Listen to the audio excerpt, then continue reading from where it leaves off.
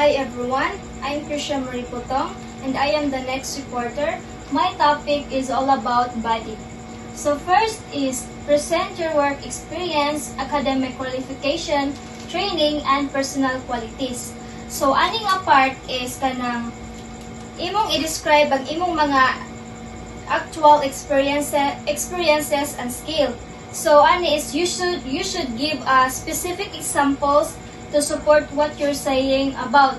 So the second one is organize paragraphs by theme or function. So aning nga part is explain that this section should be well organized. So dapat organized nimo siya pagsuwat. You can group your details based on either themes like work, schools, and training, or sa function like management skills, technical skills, and financial knowledge. So it is important nga kanang maayo ang pag-organize sa mga information para kanang ang report is easier to read and more professional. So the third one is shows how these details benefit the company. So ani nga part is kanang imong i-explain kanang di lang basta isulti kung unsay imong nabuhat.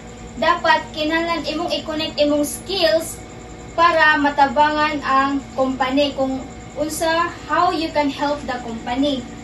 So the last one is refer to a strong part of your resume. So ani nga part is end na sa body.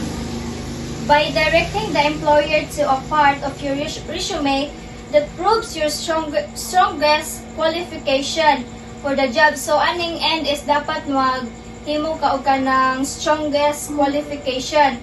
By doing this, at the end of the body paragraph, you leave the reader with a powerful closing thought nga kanang maka-encourage bitaw sa reader para mo tan-aw sa imong resume para sa more details. And that's all. Thank you.